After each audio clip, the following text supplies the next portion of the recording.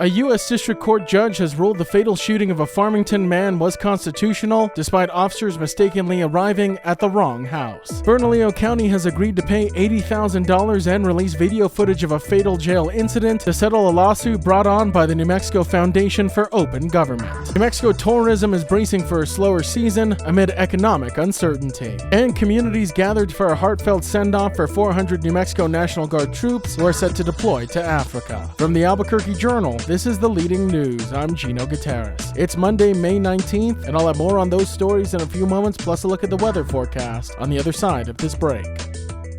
This episode is brought to you by the Kirtland Partnership Committee. For 30 years, we've been dedicated to supporting, growing, and preserving the Kirtland National Security Complex. We work tirelessly to enhance military readiness, foster community partnerships, improve quality of life, and promote economic development right here in New Mexico. Join us in our mission to ensure that Kirtland remains a cornerstone of national security and a key provider of quality jobs and investment for all of Greater Albuquerque. Together, we can make a powerful impact. Kirtland Partnership Committee, proudly shaping the future of our national security for 30 years. A U.S. District Court judge has ruled the fatal police shooting of Robert Dotson, a Farmington, New Mexico man, was constitutional, despite officers mistakenly arriving at the wrong house. On April 5th, 2023, around midnight, Farmington police responded to a domestic violence call, but approached the wrong address. When Dotson, armed with a handgun, answered the door, police officers opened fire and killed him. Body camera footage revealed that officers Daniel Estrada, Dylan Goodluck, and Waylon Wasson realized moments before Dotson appeared at the door that they had the wrong house. They chuckled at the mistake, but continued to engage with the home. As Dotson opened the door and began raising a firearm, officers shouted for him to put his hands up before firing their weapons. Dotson's family filed a lawsuit alleging a violation of his Fourth Amendment rights against unreasonable seizure. However, U.S. District Attorney Judge Matthew Garcia sided with the officers, stating, quote, they reasonably believed Dotson posed an immediate threat and acted within the law. Garcia acknowledged the officers' error in approaching the wrong house, but emphasized that the actual use of force occurred only after Dotson pointed a weapon in their direction, leaving the officers no time to safely de-escalate the situation. In January 2024, the New Mexico Department of Justice declined to file criminal charges against the officers. Dotson's widow, Kim, has publicly criticized the officers' competence and decision-making, questioning how such a fundamental error in address could have occurred. Attorneys for both the Dotson family and the city have not commented on the ruling. Bernalillo County has agreed to pay $80,000 and release video footage of a fatal jail incident to settle a lawsuit brought by the New Mexico Foundation for Open Government, which accused the county of violating the state's public records law. The case stems from a June 2023 incident at the Metropolitan Detention Center, or MDC, where Sergeant Stephen Gabaldon was caught on video slamming inmate John Sanchez onto his head. Sanchez later died from injuries including a brain bleed, skull fracture, and a broken spine. The state medical investigator ruled the death as a homicide. Although the Albuquerque Journal had requested the video and related documents under the Inspection of Public Records Act, or IPRA, Bernalillo County withheld the footage, claiming it was a law enforcement record and therefore exempt. The Foundation for Open Government sued in July of 2024, arguing the exemption did not apply to jail records. The $80,000 settlement covers statutory penalties for the wrongful withheld records and legal fees. Under the agreement, MDC must release the video within 30 days. While the county did not admit wrongdoing, FOG attorney Amanda Levin said the settlement implicates acknowledgement that the video should have been released. Levin criticized the county's interpretation of IPRA, saying they tried to exploit it as an exemption meant for police records to block access to jail surveillance. She also called out the inconsistency in labeling MDC guards as law enforcement when only convenient. Although State Attorney General's office supported the county's interpretation, FOG insisted it misapplied the law. As part of the settlement, FOG agreed to drop the lawsuit and not pursue additional documents, including complaints against former MDC warden Jason Jones. Tourism continues to be a major economic force in New Mexico, contributing over $2 billion and 45,000 jobs in Albuquerque alone. Yet, local tourism businesses are anticipating a slower summer season due to growing economic uncertainty and stiff competition from other destinations. Visitors like Tammy Stevenson from Virginia, who is exploring local folk art in Albuquerque's Old Town during a conference, represent the millions who travel to New Mexico annually. However, spending patterns are shifting, and according to Visit Albuquerque, hotel occupancy in the first quarter of 2025 dropped 3% compared to the same period last year. The trend aligns with broader data from the National Small Business Association Association, which found that nearly 2/3 of all small businesses cite economic uncertainty as their biggest challenge. While consumers are still spending, they're being more selective and price conscious. Local businesses in Albuquerque are also seeing these effects firsthand. George Cook, who owns multiple souvenir shops, noted a shift towards lower-priced items. Also experiencing this is Nancy Umed of Santa Fe's Canyon Road Contemporary Art, who said visitors are engaging but avoiding high-priced purchases, with sales down despite steady foot traffic. International tourism is also faltering. Jesse Huron and Mike Silva of Tour ABQ reported a notable drop in international travelers who typically spend more and engage more deeply with local experiences. Political factors and global travel sentiment, including immigration policies, are cited as reasons for the decline. Data from the World Travel and Tourism Council projects a $12.5 billion loss in U.S. travel revenue in 2025, with international travel spending expected to fall 7% from last year. To adapt, Tour ABQ is shifting focus to local and domestic travelers, revamping their offerings to fill gaps left behind by the missing international visitors. Despite challenges, they remain cautiously optimistic. Hundreds of New Mexico National Guardsmen are preparing for a 9-month deployment to Camp Lemonnier in Djibouti, Africa, marking the state's largest overseas mission since 2012. The 400 soldiers from the 1st Battalion, 200th Infantry will support the Combined Joint Task Force in the Horn of Africa in a peacekeeping role. Before heading to Africa, the unit will first train at Fort Bliss in El Paso, Texas. Communities gathered this week to honor and send off the soldiers at Mayfield High School in Las Cruces and Cleveland High School in Rio Rancho. The ceremonies drew families, friends, and state leaders in emotional support. Uniformed soldiers sat alongside spouses, children, and parents during the formal send-offs, filled with music, flag presentations, and prayers. If you like hearing all of the latest news from the Albuquerque Journal here on the Leading News, consider becoming a digital subscriber to the Albuquerque Journal. You can check our show notes for a discount code on a digital subscription and keep up with all the latest news from New Mexico's leading news source. Now taking a look at Albuquerque's weather forecast, there is a slight chance of rain showers before noon, mostly sunny with a high near 70. As for this evening, we can expect mostly clear skies with a low around 42. To keep up with all the latest news from the Albuquerque Journal, you can visit our website at abqjournal.com.